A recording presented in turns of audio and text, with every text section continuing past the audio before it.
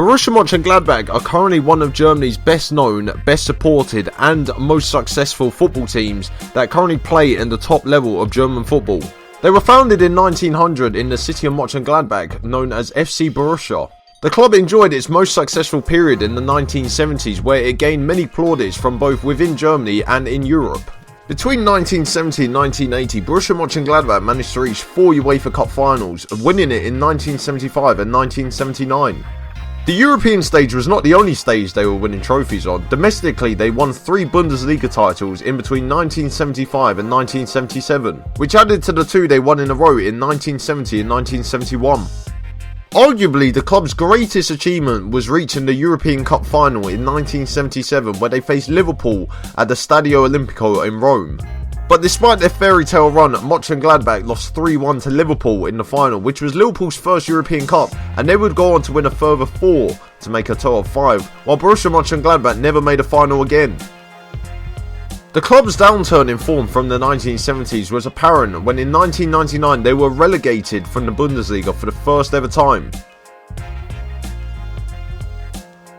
But despite that setback, Monchengladbach managed to recover and repair the damage that had been caused with their relegation and were promoted back to the Bundesliga at the first time of asking.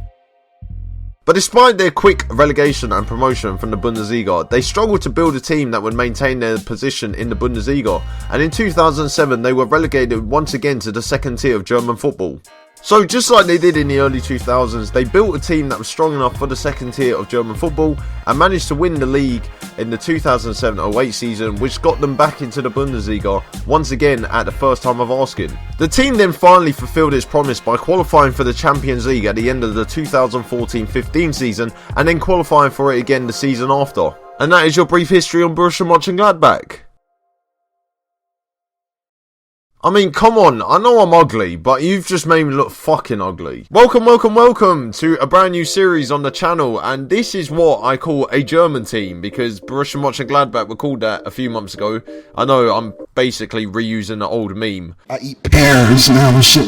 I mean, you're going to have to get used to this again. You probably also noticed that I'm not doing face cam. Now, I've gone back to my old style of videos, which take like 10 minutes to make and 5 minutes to ruin. But yeah, I'm going to stop introducing the series because I'm pretty sure we've come here to see me play the game. So instead of going through all that bullshit at the start of the game about the team meetings and whatnot, we might as well introduce the players that I've signed. So the first player I've signed is Jerome Zoet. Yeah, I've definitely mispronounced that name. Right at the start of the save, Jan Sommer, who's my #1 goalkeeper, got injured for 2 months and I didn't actually have a backup goalkeeper, so I had to sign Zoet from PSV. The second player I signed was Danilo from Real Madrid, and I actually didn't sign him. I had to get my board to pay for it because we didn't actually have enough transfer budget to sign him.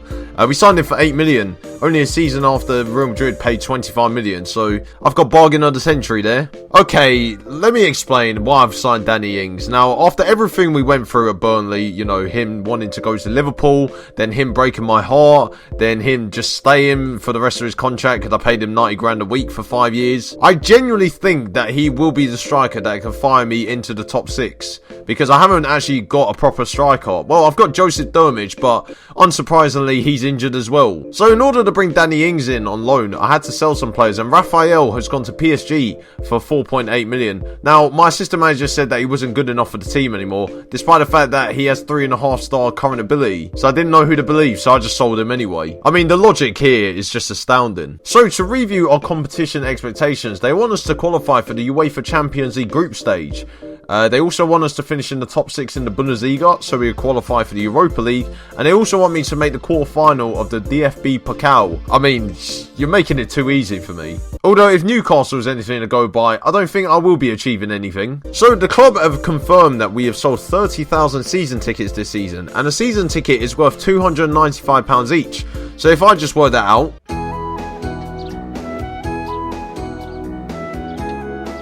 so I've just worked out that the club has made 8.85 million from season ticket sales this season. I mean, could we use that to buy someone on deadline day? You know, panic buy from like League 2. So the game we're going to be focusing on in this episode is the second leg of the Champions League. Now, I've already played the first leg and we won 5-3 away at Ajax. I know, 5-3. I mean, even Danny Ings scored. In between the Ajax games, we had our German Cup game, and we played a team in the 3rd or 4th division, and just about scrapes past them with a Danny Ings penalty. I mean, we battered them on the stats, but the fact that Danny Ings had to come on and score a penalty, I mean, he could be signing of the season at this rate. But you do join me for the second leg of the Ajax match, and yes, we're at home. We're 5-3 up on aggregate. Surely I can't fuck this up. We have 5 away goals. Ajax have to beat us 3-0 to go through.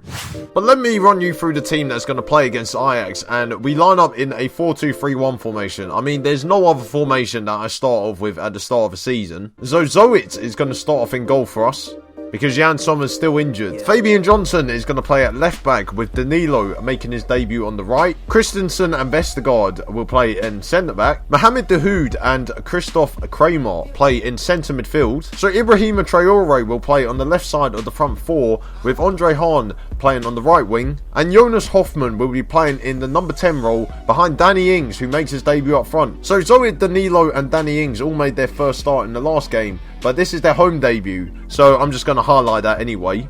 And also, to be a bit fancy, because, you know, I like making graphics, Andre Hahn is my danger man, and I've highlighted him as the man to watch this match, if I show you enough highlights. So, I've never managed in the Champions League before on YouTube, and I think this is making me a little bit nervous, because we're playing Ajax, we have a substantial lead over them, but we're playing at home, which always seems to be the problem for me. Okay, we're shooting like that. I mean, we're not going to concede to these lot. I mean, bunch of mugs. Okay, so we're 1-0 down. We seem to be struggling to hold on to the ball. I've asked us to retain possession, but we just keep playing it backwards rather than playing it forwards, which is how I like to play football, surprisingly. I mean, Ajax continually are coming forwards. I mean, is there any danger of my team playing the game? Actually, to be fair, I shouldn't really be worried unless Ajax score seconds, which I can't really see them doing. Bloody hell, that was close. Okay, so we're at half-time and we're losing 1-0. I mean, is there any ever change where I say, oh yeah, it's half-time, guys, and we're winning?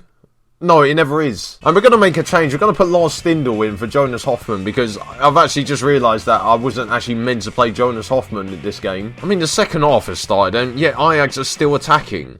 Oh, and we booted the ball forward, but there's no one there, so...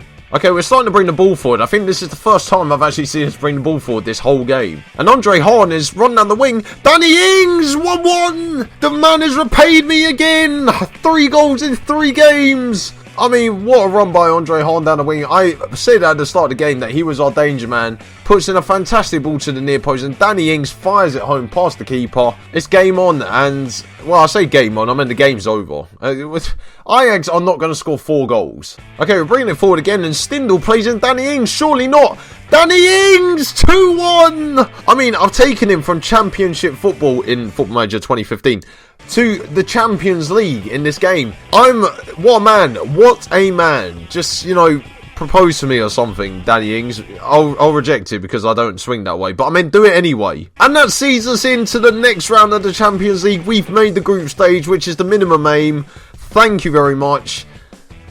Bring on Juve. I mean, I just plucked a team out of random. So, because Monchengladbach are a 4th seed, I've just paused it before the 4th seed teams get drawn. I've been looking at the groups, and there's some interesting groups in there. I mean, I wouldn't mind Group A with PSG, Atletico Madrid and Sporting. Group C with Barcelona, Napoli and Tottenham looks tasty. Well, anyway, let me carry on the draw and let's see who we get. I can't believe this. You've put me in Group G with Sevilla, Lyon and CSK Moscow. What a shit group that is. Mario Gomez, Mario